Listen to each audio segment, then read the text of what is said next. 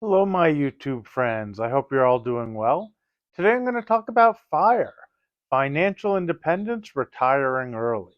I'm going to get into it. I'm also going to talk a little bit about some stocks and the markets and what's going on, as well as the PPI that came in hot today. So stick around.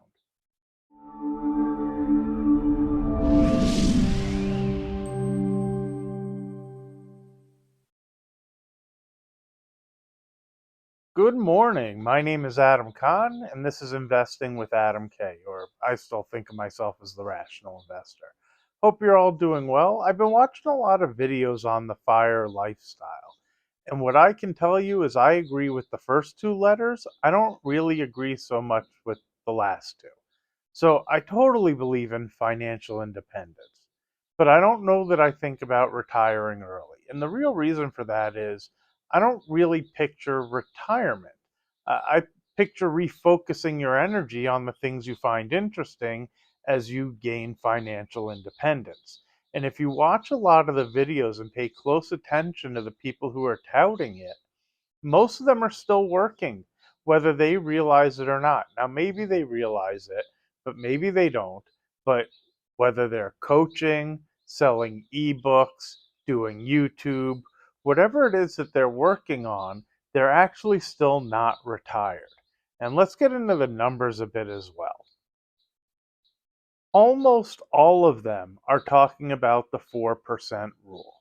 And for those not familiar with that, what that means is there was a study done that if you have savings and you're able to take out from that savings 4% a year, there's a relatively high chance that that money will last through the rest of your life. Even at $1 million, 4% on $1 million is $40,000 a year.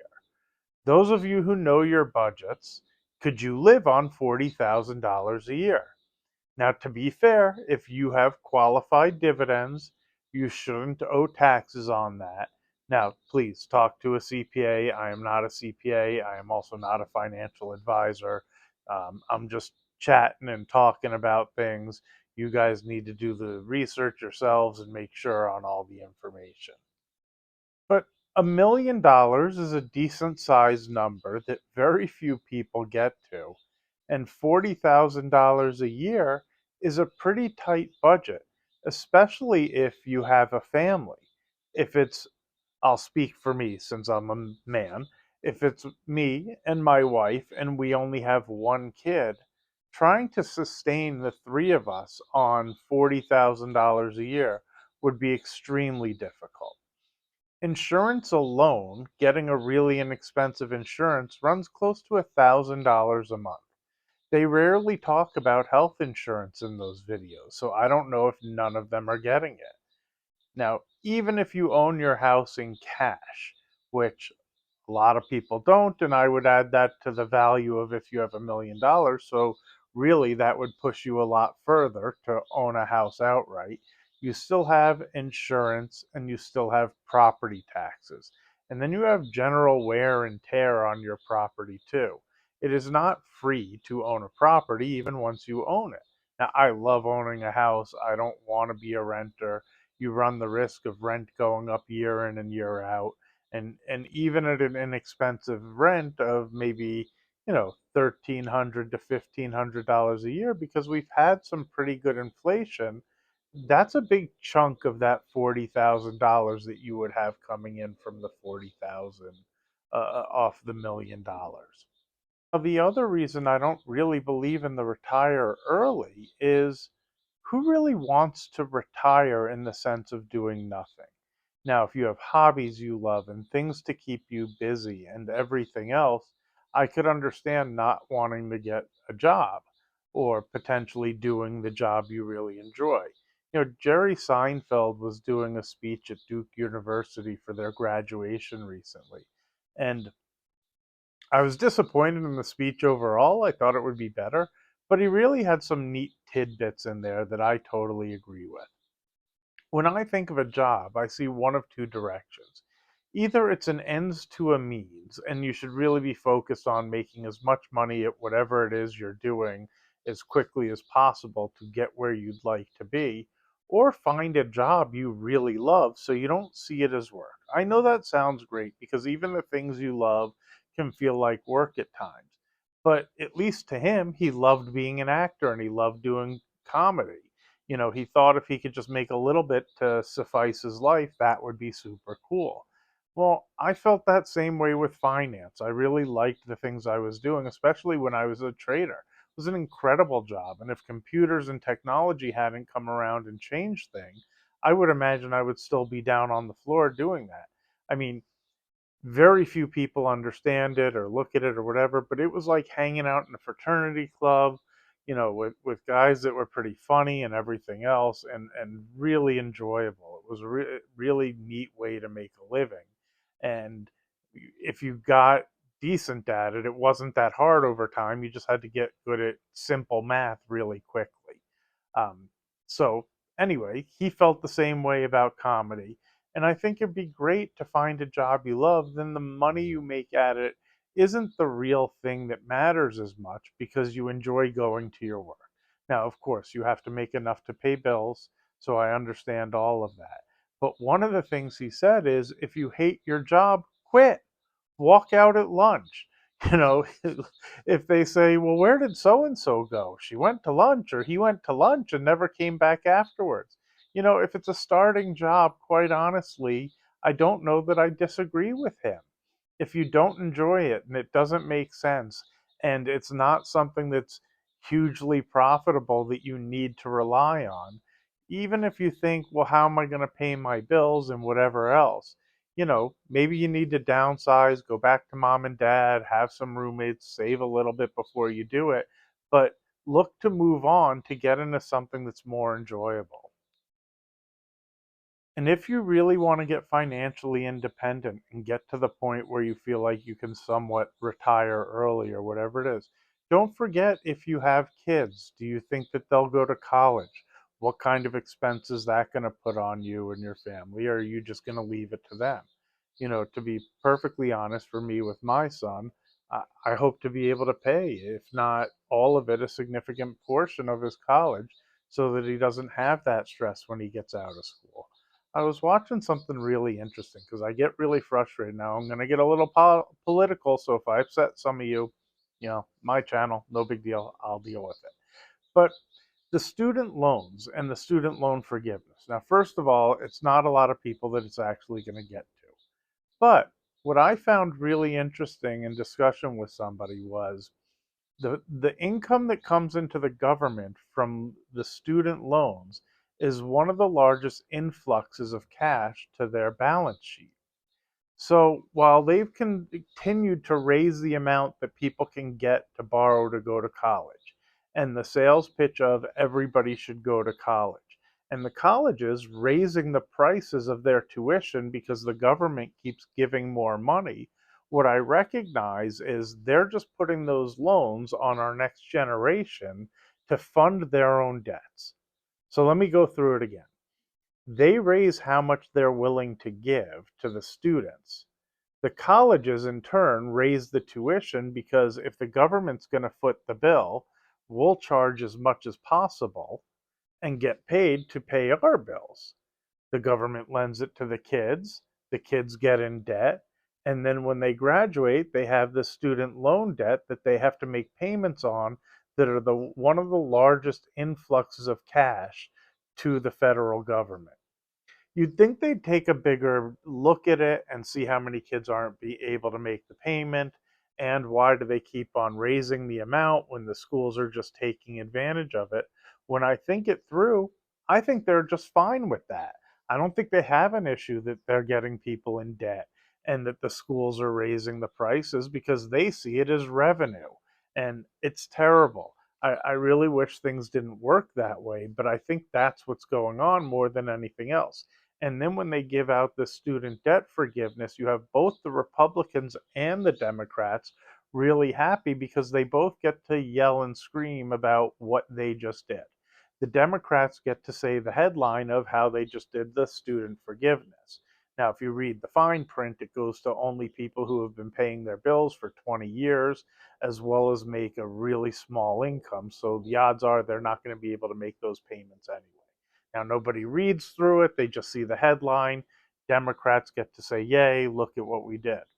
The Republicans are happy with it too because they know the details and they get to say how badly the Democrats spent and they're doing terrible and how dare they use our money to spend to give more forgiveness when we're having inflation and everything else. So, in the politicians' mind, everybody wins. In the meantime, they're just putting the kids further and further in debt to drive the revenue that's going to the government. It's really just another way of taxing without people realizing it. And most people who go to college, I don't know how much they're really using the degree. Like they're graduating and then they can't get jobs that pay enough to pay the debt that they've created. So how do you plan to get that fire lifestyle and hit that retirement early when you've got a ton of student debt? I just don't see it as super realistic. And I think the reason that next generation is getting more stressed is the prices of homes legitimately have gone up, the interest rates have gone up, and living the life that they hope to get to is becoming tougher and tougher. That doesn't mean you shouldn't strive for it, because I think no matter what, if you save and be real careful about your spending and put away for your future, you end up in a much better place no matter what. So now in terms of today's markets, it was really interesting. Producer price index came in hot, and the market barely reacted to it, and if anything, it actually went higher. It kind of makes me wonder if what I was thinking might turn out to be true either way, and that the Fed's more likely to cut rates no matter what's going on with inflation right now. I think if unemployment continues to come in where they start to get concerned that the unemployment's going to go up, I think it's going to put them in a really tough place that they're going to have to change the rhetoric and not worry as much about the inflation as long as it's staying in the threes and adjust it from their 2% target rate. I just don't see them wanting to get in the position of collapsing the economy, causing tons of unemployment simply because the inflation's getting out of control. I mean, really personalize it. As much as everybody talks about the gloom and doom and it's going to crash and everything else, would you rather deal with unemployment and no job, but prices come down? Or you're able to have a job and be able to survive, but you're dealing with some inflation and things cost more.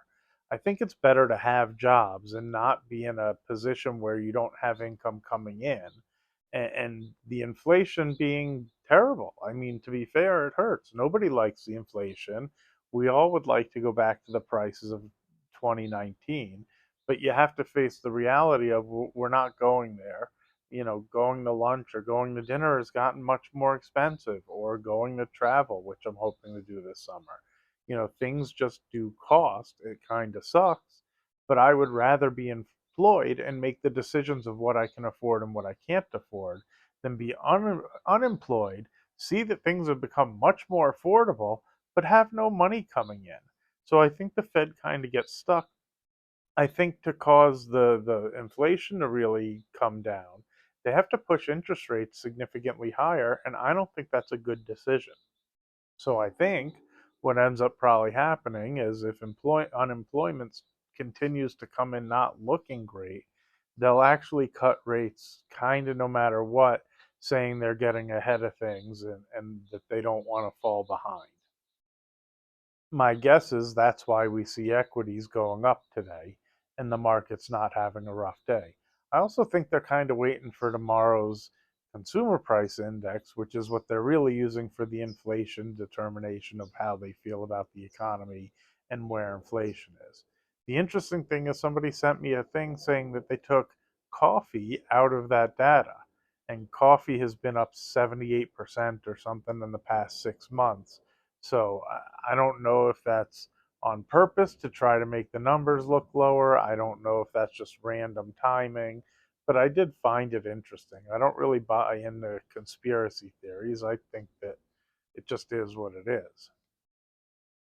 Now, I know going back to that fire lifestyle, how attractive those videos sound and how wonderful it all is.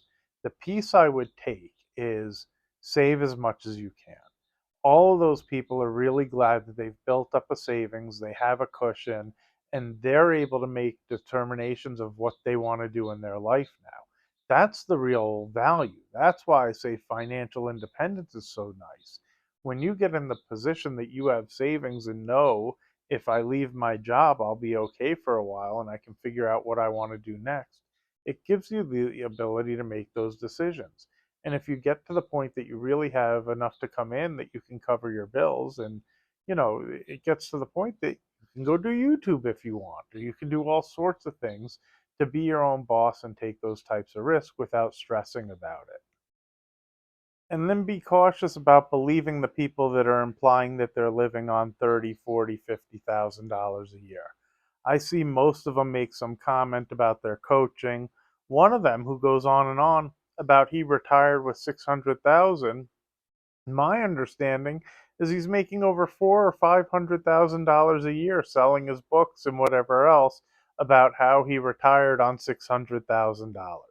So it's a little bit tricky. It's a little bit of I don't want to call it a scam because they're not really doing a scam, but they did take the risk to move on to do the things they wanted to.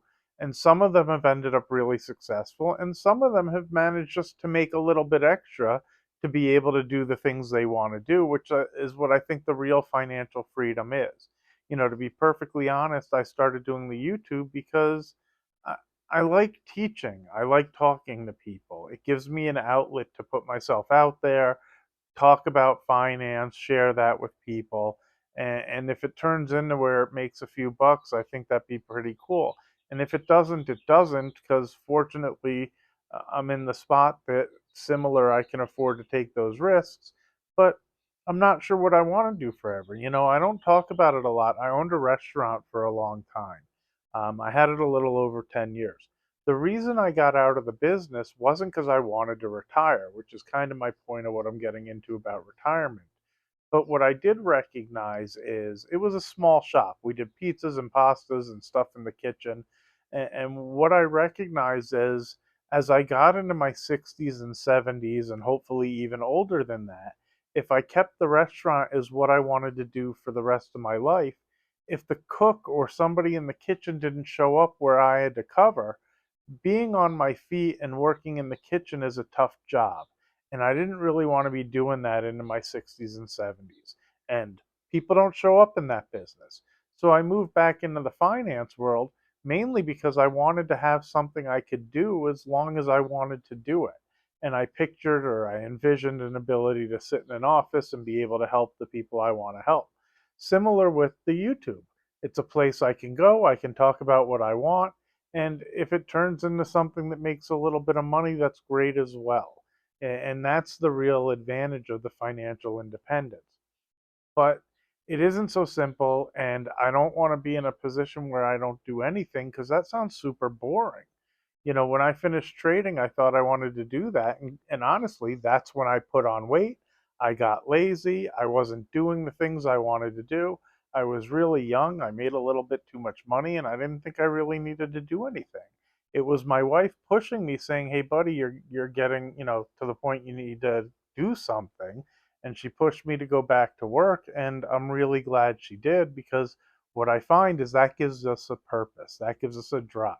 Now, if you don't need to worry about the money and what you love is golf or what you love is hiking or whatever it is, and you really put the drive into doing those things, that's great. But I think all of us need to find something that gives us some worth. And for me, that's some form of work, whether that's doing the mortgages, helping people with finance and doing YouTube, or researching other things. But it doesn't mean retiring and literally doing nothing. What I still enjoy is watching the stocks and researching them. Somebody said, why don't you become a financial advisor? Well, when I've talked to my friends and people I know who've become financial advisors, they become inundated with somebody who needs a check or somebody who has tax questions or whatever it is once they become successful, that they don't have the time to do the research on the equities and the stocks and anything else the way that one would think. I love that stuff. I watch the markets, I watch YouTube, I read as much as I can about the financial reports. I sit in on when they do the quarterlies and listen to the questions was actually kind of cool. And one of them, there was a kid I grew up with who was one of the people on there that was asking questions because it turns out he works for a financial institution. He's built up to be in a decent position, and he was on Apple's call asking some questions, which I thought was super cool. I actually sent him a message through Facebook and said hello, which was cool to catch up. Anyway, that's kind of silly. But I like doing that stuff. I like researching stocks. And as you guys know, I try to look for things that are discounted. Today, with the move up, I still think Boeing looks attractive. I still think UPS does now that it's fallen back below 150. Earlier today, it got above $150 a share. I think it was trading $153 and change on the open, which super cool. I think these things are beginning to bottom out. Some of them, we'll see tomorrow how they react to the PPI. But I think even if it comes in hot and you see the market go down, maybe it goes down for a couple of days, but I don't see it being a long winded follow through. I think the panic came in after the last Fed meeting. Well, I probably rambled enough for the day. I hope you enjoy your day. It's beautiful here. I'm going to go take a walk. I'm going to go watch the markets and do a little bit of research. Before I forget, like always, if you haven't already, do me a favor and subscribe for the channel. Hit that like button. It helps more than you guys realize. I'm super excited. I can't like I this is about as excited as I get. I'm not super animated, which I hate because for this stuff it probably helps. But I did see I'm getting close to 20,000 subscribers, and really, thank you. That's so cool. I can't believe it. Really, when I started and had like 50 people, I just figured that was what it was, but I just get on here and chat and get my thoughts out. So it's really cool to see that growing. Thank you again for that. Make comments. I do my best to respond to everybody. If I haven't responded, it simply means it probably didn't come up on my phone. What I find is it comes up on the computer properly, but sometimes you don't always see the comments on your phone. I don't know why that's the case, but I really do my best to respond to everybody. And I probably check every few hours. So if you haven't heard a response after 3 or 4 hours, it means it's not showing on the phone. And eventually I'll look on the computer, I'll see the comment, and I'll respond then. So again, thumbs up, like, subscribe, make your comments, and have a great day.